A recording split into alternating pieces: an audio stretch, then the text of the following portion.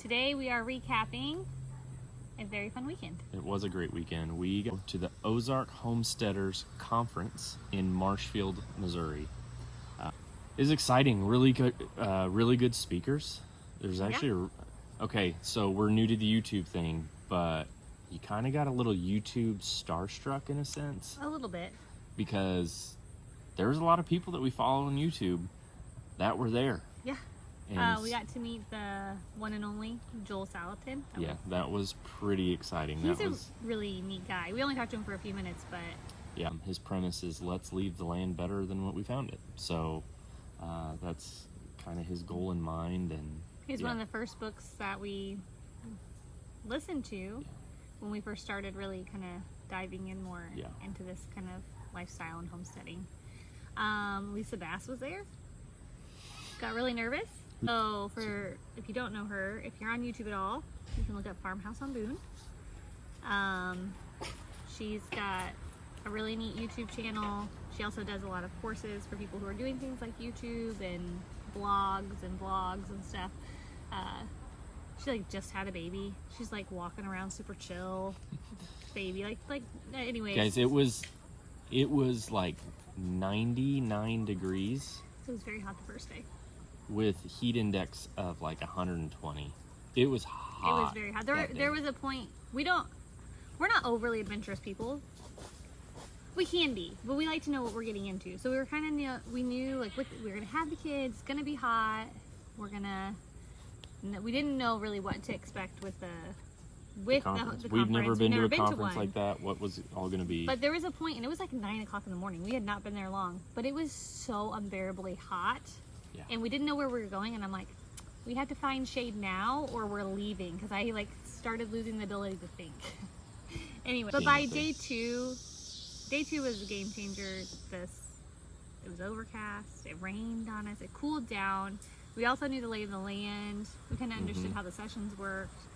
It was a little bit more relaxing. We relaxed a little bit more, and it was much more enjoyable the second day. But back to Lisa Bass. She's kind of just a really neat lady, really big on YouTube.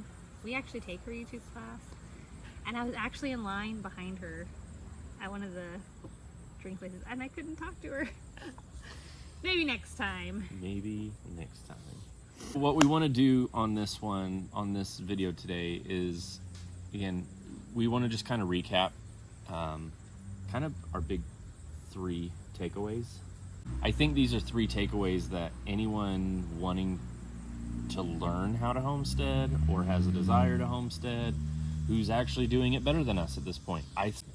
The 3 points that we came up with, I think would be really good information for anyone wanting to start. So the first one was we went to a session with from Curtis Millsap. He's a farmer in Springfield, Missouri, and they do CSA boxes, and they do these pizza nights, they have Airbnbs, they have all sorts of these things. But his session was how to make money on your homestead, and he talked a lot. There was 3 ways. 3 categories. Yeah, 3 categories that you could look into making money on your homestead, and he called them the 3 P's. So production, programming, and property.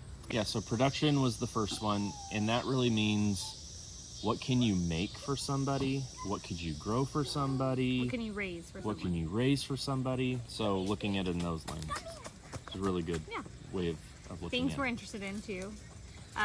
Programming, so that's a really fun one, unique. I think this is where it draws community in. We want a homestead not to pull away from community, but actually be more connected to our local community. About bringing people to your homestead, whether that be for a teaching class or the things like they did with the pizza nights, like having a dinner or something, homeschool field trips, things like that. Yeah. Which is something that interests us. Yeah. So the third one would be all about property. So ways to use it. To use your property to bring income. So they're on 25 acres, and he mentioned they've got Airbnb. So that's one way they use their property to. But if you had a lot, you could like rent out some or absolutely. pay, those kind of things. Yep. Just find different ways like that to at your property. What is the takeaway from those 3 things though, for us? It gets us really thinking, I think. Yeah.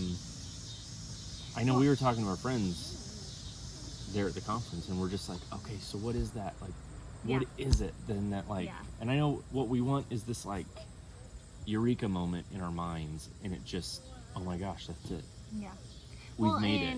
But it's a process of continually thinking, because one of the things I enjoyed about them was he just talked about how he had, first book he read, or one of the first books he read, you know, about farming was Joel Salatin's Pasture Raised Poultry and how he could make all this money. He goes, he started doing it and he was terrible at it. Yeah. And so he's like, that just didn't work for it. They just started. Like, yeah, they started. They started with what they had, and they were like, we can do something. And so they just started. And it wasn't perfect, but it just continued to evolve, and it continues to evolve. Well, and I love that he talked about even there's those 3 P's, but then you look at it through the lens of like, well, what does your property one offer? But 2, like, what are your talents and interests and likes? And so it's like, yes, we can all start out with this, but then you like, it's that tailoring it to what really fits for you and your family and your niche and all of those things. So I think that's what's encouraging, but I think it just left us like, that like spark. But I feel like we're at that cusp of like, but what is it? Yeah. It's kind of where we're at, that like idea stage. Yeah. But encouraging. It was a really encouraging session. It was. So again, you're new, starting out, just be encouraged. You don't have to know right now, but you can, because you don't know, it doesn't mean you can't start with something. And so that was really helpful for us. Point 2. So our past videos, I'm sure you've seen us grow a garden. That's probably the biggest part of our current homestead. Like, this is what we can do, is the garden. The garden and a handful of chickens. It's kind of... We would love to do more, but this is where we're at, and this is what we're going to learn with. And there's a lot for us to still learn. Us being in the Ozarks, I think if you think of the Ozarks, for me, my first thought is rocks, rocky, mountainous. And we found quite a few rocks in our yard, and very large ones at that. And it's absolutely true. But we listened to a session called Growing Your Best Garden, but Growing Your Best Ozark Garden. Gentleman from Baker Creek, Heirloom Seeds was there to teach that one. If your plants look sick, or no, sorry, if you got a lot of unwanted bugs, so not all bugs are bad, so you like research that, but like if you have a lot of bugs that are eating your plants and doing that type of stuff, your pests, it typically indicates that your plants are sick and that they're lacking something. I don't know why, that was like gold to me listening to it. Well, we've been working on amending our soil since we've been here, but just that other further step of like, no, okay, it's better, but it's still lacking. Yeah. We fixed that problem, we fixed the bug problem. Yeah, I think, I mean, we'll get better at it. Yeah. We'll get better. And there's going to be other issues that we come up with, but that was really encouraging. Calcium deficiency is actually what he had talked about, is an issue with a lot of gardens that make plants sickly. Because lately we've been having lots of blister beetles. And squash bugs. A lot. And we actually had a huge setback this week. Yeah, we had regrown cucumbers. I think they were about this tall.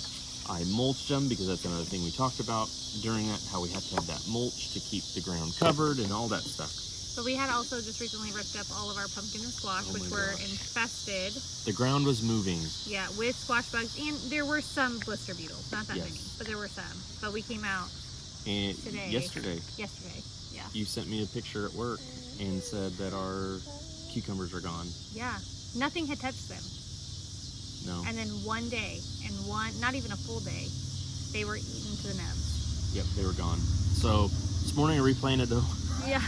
We're gonna see. We're gonna keep going. We're not gonna stop. Like, didn't touch our peas. No, it didn't touch anything else that's come up. So. But I think that there are solutions, like with gardening. Like there's something we can do. Yeah. You can have healthy plants. You can have good soil. You can have the right kind of bugs. But I think too, one of the takeaways from that is that we actually have grown a lot in our knowledge of gardening. there was actually a lot of things, like while he was talking, I was like, no, I heard this. Yeah. And we're we're doing that. You know, a lot of that encouragement. and that we are doing that. And that we are implementing a lot of this stuff. So that was encouraging to hear. And so, yeah, like with gardening, go ahead, like learn, make mistakes, and just keep growing. Because and it's all just a learning process. Like things can be known. Yes. You can learn a new skill. Will there be bumpy parts and will there be huge failures? Like the fact that you let half your garden go to squash bugs? 100%. Yeah. But you can learn. And I think that's the thing. Like trellis your stuff. Don't let it go everywhere. Deal with the bugs right away. Yeah. So. And the last point, it was more of a takeaway than a point, I guess. But we just left really encouraged that it can be done, that it can morph and change as we just do what we can do. Be faithful with what we have. Go back as we're doing this, as we're learning, researching, reading, going to these conferences, doing these things. Like it's actually allowed us to see, I think, even just a bigger possibility, bigger opportunities that are out there. Well, and if you really want something like, and one of the things from Joel's book too, from early on that we talked about was like, it was tying it to the idea of farming. Like if you're not going to start now on the small scale you're at, most people fail on the large scale if you're not willing to start doing the work now. But I think that just applies to a multitude of things, not only to farming. Like if a lifestyle you're seeking is worth doing, you have to start making those changes now, even though you don't have maybe the perfect space or what we would think are the right conditions for it. Like you have to start making those changes now. Like one of our thoughts on homesteading is to be with one another, to be home. But we had to start practicing that habit now, or we were not going to do that. We don't have the acres to have animals. We don't have the acres to have huge CSA farm. We don't have we don't have that stuff. Well, we have something where we can start growing our food. We have our family. We can start growing closer together. We can start implementing relationships together. Like we can start doing that. Like that stuff is feasible at this point. And if we want to be successful in the full scale, we need to start learning those skills now, even on the smaller scale. Yeah. We can start learning some skills so that will translate over to when, Lord willing, we do get the bigger acreage. Yep. So again, thanks again for joining. If you guys, out there interested in wanting to start or whatever, let us know in the comments below. What are your dreams and aspirations? I think that's one of the fun things about community. Like we have some friends that we get to talk through some of that with, of like what we want to do and just trying to figure out how to implement it. So and then share with us like what is something you feel like you can do right now. Yeah, challenge you. What can you do right now if you're in a spot where you maybe don't think it's the perfect condition? Yeah, but what could you do now? But what could you do now? Yeah. So, all right. So we're going to keep doing what we can do now. Yep. And we'll keep you guys posted. See ya. See ya.